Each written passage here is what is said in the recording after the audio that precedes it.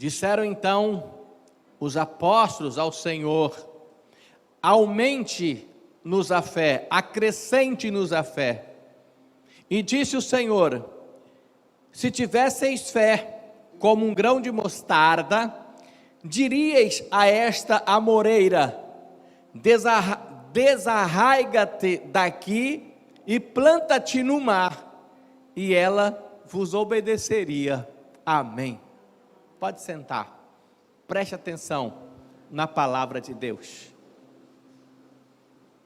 Eu quero começar fazendo uma pergunta, e eu gostaria que você pensasse na resposta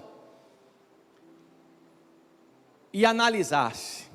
A pergunta é o seguinte: como vai a tua fé? Como está a tua fé?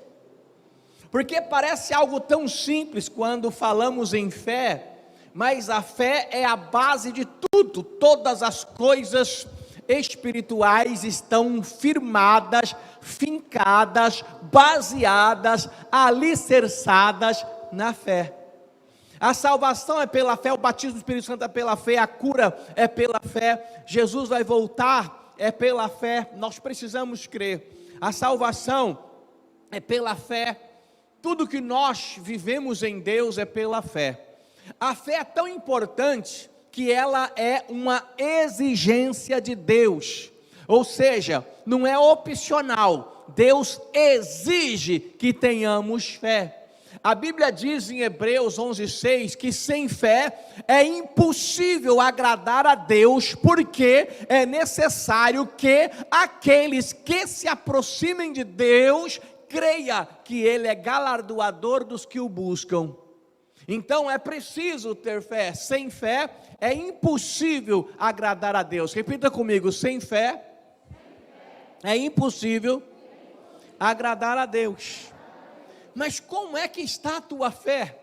Como é que vai a tua fé diante das dificuldades da vida?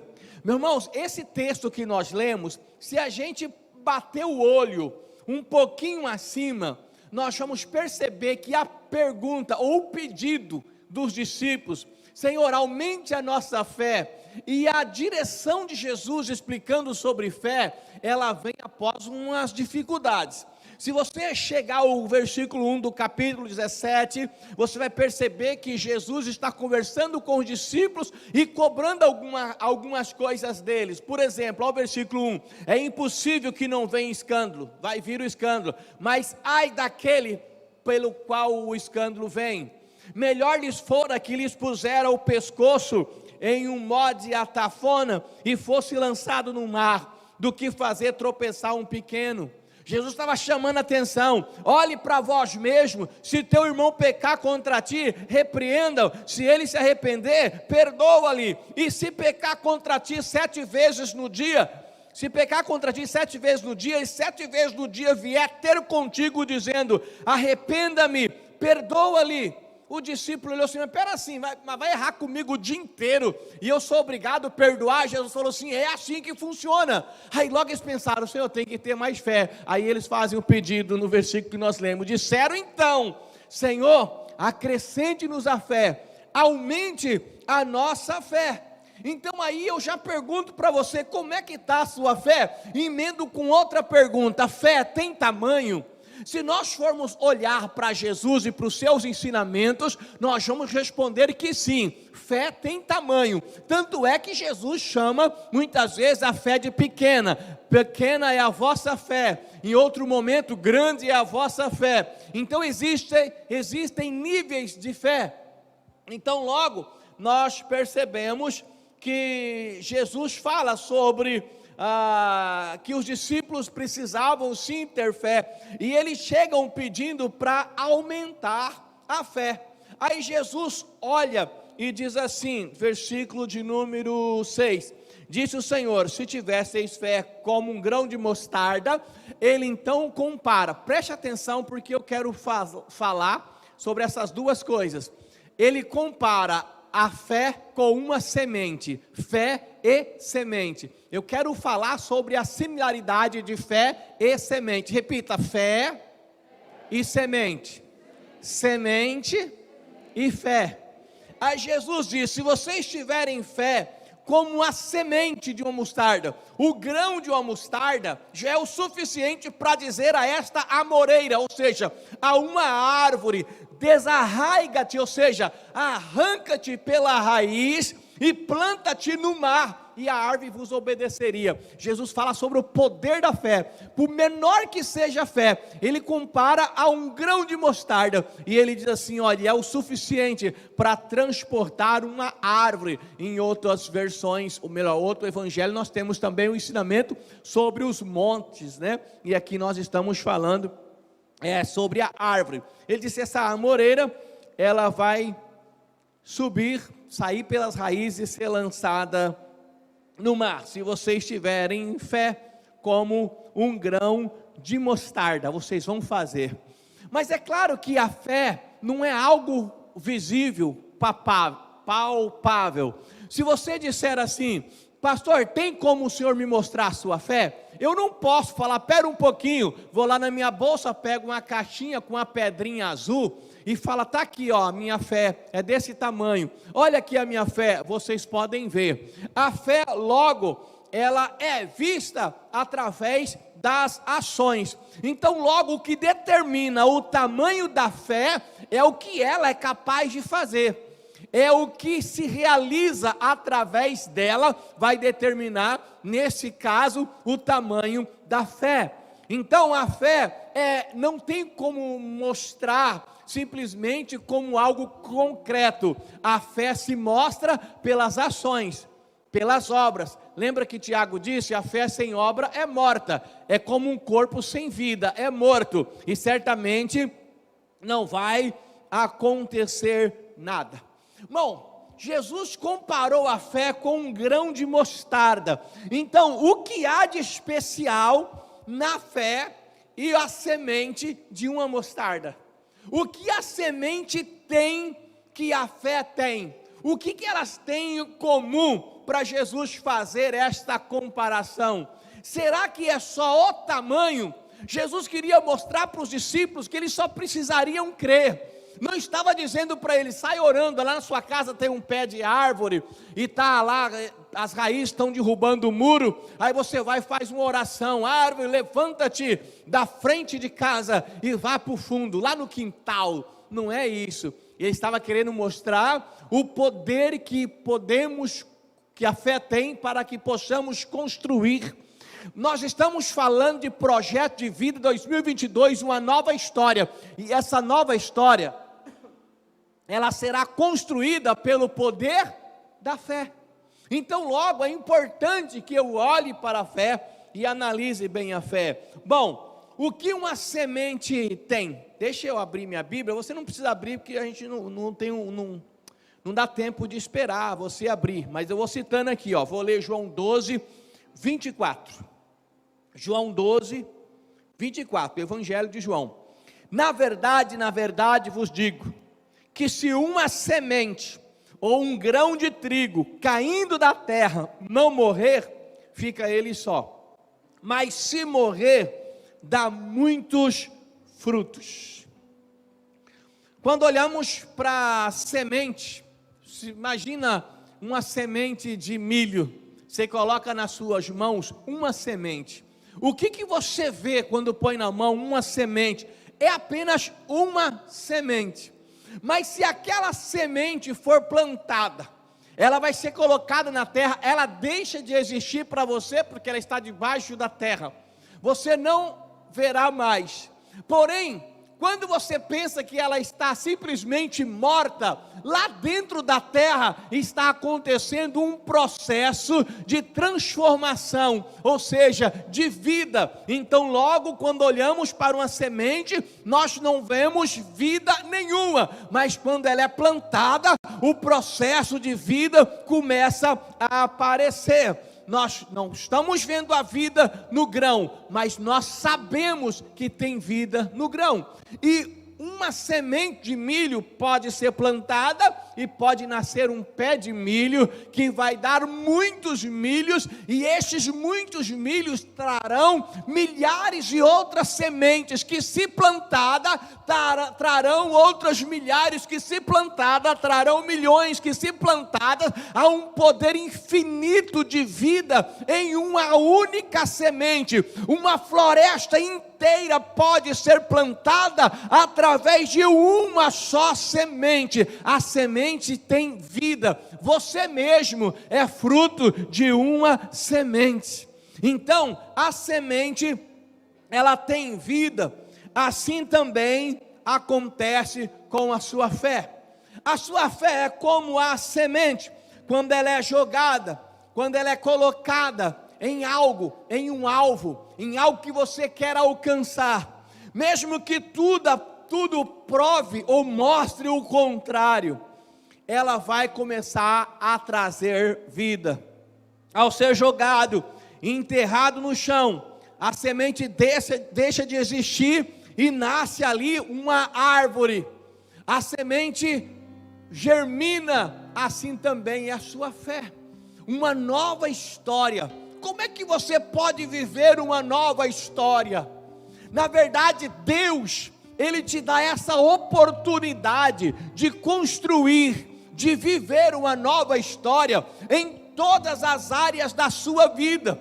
E para que você viva e construa essa nova história, Deus te dá uma semente que se chama fé. É pela fé que você vai plantar, e é pela fé que você vai colher. É pela fé que você vai colocar o seu projeto de vida, vai escrever, vai acreditar, vai confiar naquilo que você quer alcançar para 2022. A fé produz vida. Então pode já começar a parar com o pensamento de dúvida, que é antagônico à fé. A dúvida, ela traz morte.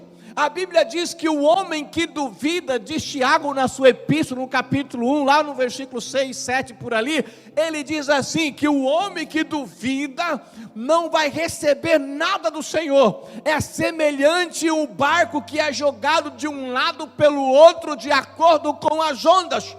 Não tem como. Tem gente já pensando, 2022 vai ser igual 2021, se não for pior. Mas interessante, 2021 foi ruim para você? Tem gente, 2021 foi um ano terrível. Existe muitas dificuldades, nós não estamos isentos. A nossa fidelidade não nos isenta das dificuldades e lutas do problema da vida. Ser fiel não quer dizer que eu não vou ter problema algum. Ser fiel significa que eu tenho a bênção, a proteção de Deus, e pela fé eu vou trabalhar, eu vou labutar, eu vou construir, mas muitas coisas que eu não quero vão acontecer à minha volta, independente do que eu penso ou deixo de pensar. Ou você acha que todas as mulheres de Deus, todos os homens de Deus, todas as pastoras e pastores que morreram com Covid estavam em pecado? A praga veio para todo mundo e vem para todo mundo, e nós temos que lutar constantemente, todos os dias. E se você está chegando no final de mais um ano, é motivo de dar glórias a Deus, porque você não merecia, mas a graça e a misericórdia de Deus te manteve de pé até aqui. Pastor, eu estou injuriado, por quê?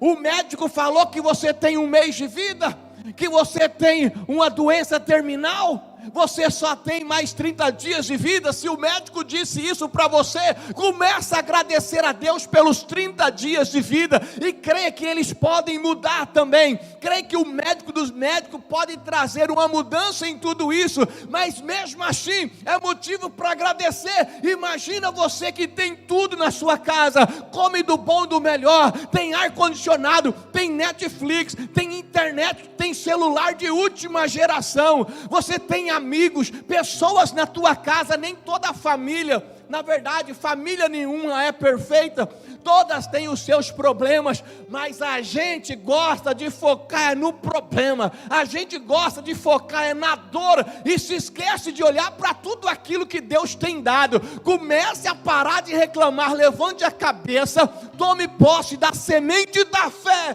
e comece pela fé, na direção de Deus, a escrever sua nova história para 2022, depende de você. Ninguém recebe mudança de vida por ficar lamuriando. Eu nunca vi alguém, eu não aguento mais essa vida, e Deus fala assim, quer saber de uma coisa? Eu vou mudar, abençoar essa pessoa de uma vez por toda, para ver se ela para de reclamar.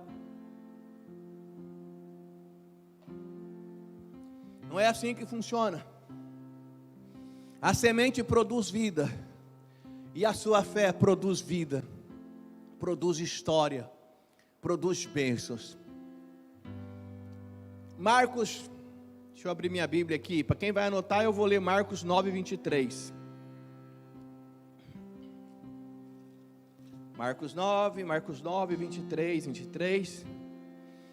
E Jesus disse-lhe: se tu podes crer, tudo é possível àquele que crê.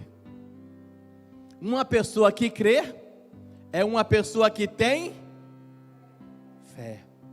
Vamos lá de novo. Uma pessoa que crê é uma pessoa que tem fé. Você precisa ter fé.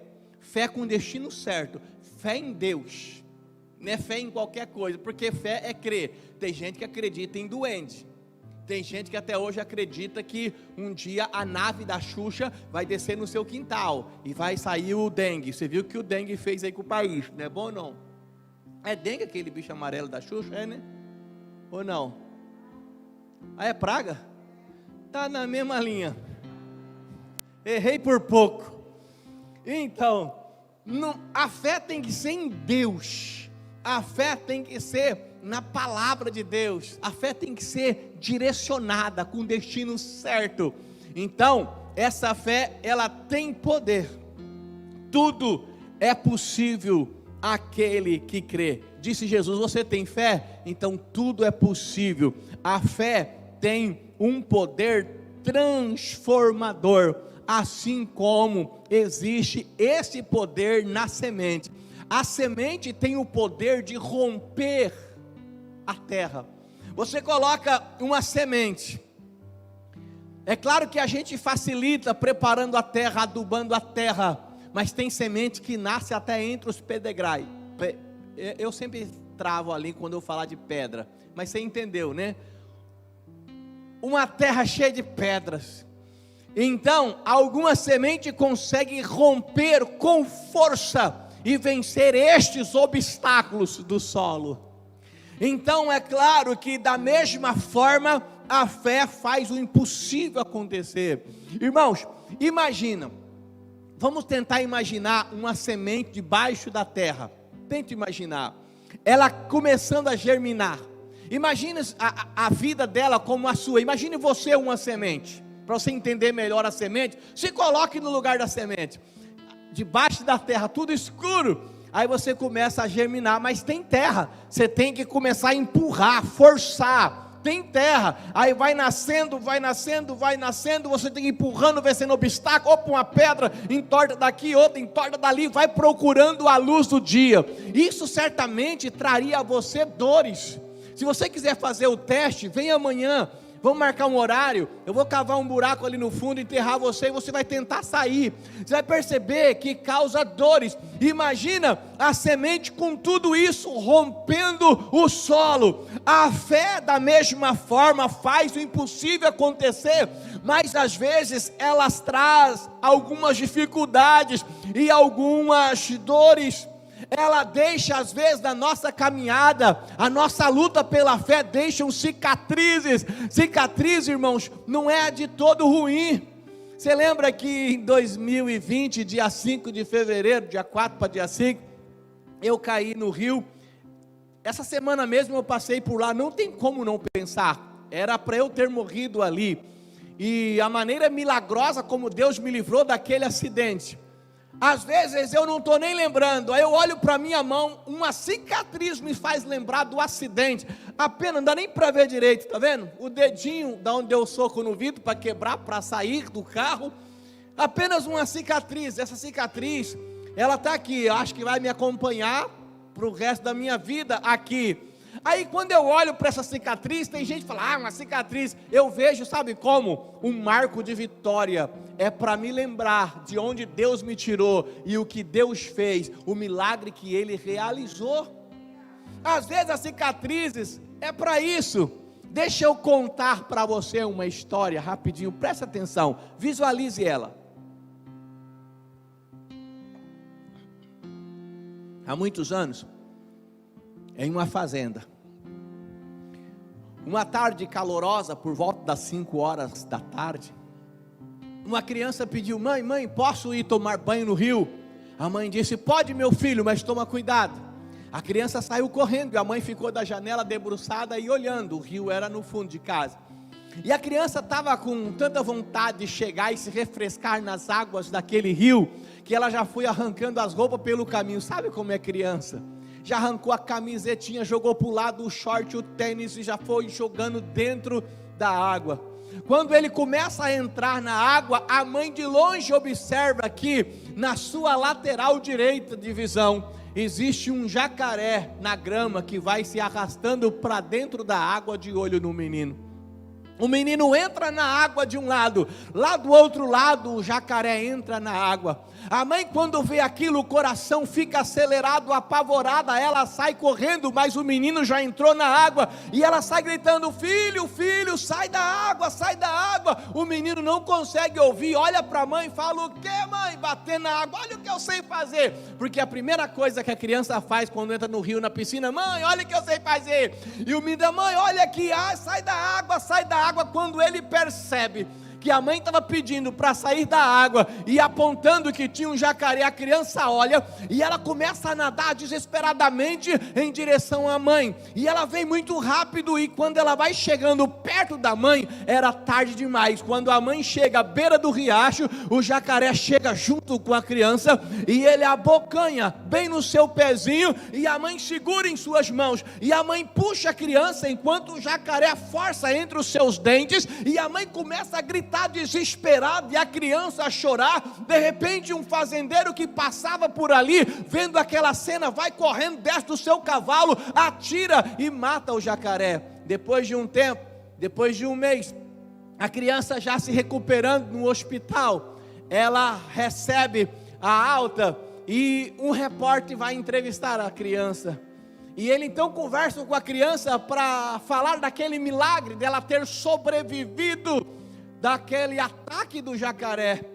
E quando o repórter fala, deixa eu ver o seu pezinho, e ele mostra o pezinho todo machucado pela mordida do jacaré, ele então olha e fala assim, que milagre que Deus fez, você sobreviveu. A criança carinhosamente, com muita simplicidade, fala para o repórter, seu moço, olha aqui também os meus braços, olha as marcas. O repórter olha, e havia marca, cicatriz no seu braço. O que é isso?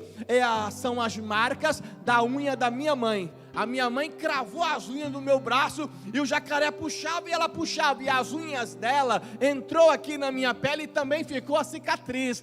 O repórter olhou assim um pouco triste, achando que a criança estava reclamando, e a criança estava dizendo, foi por causa da minha mãe que eu não morri, a minha mãe me segurou firme.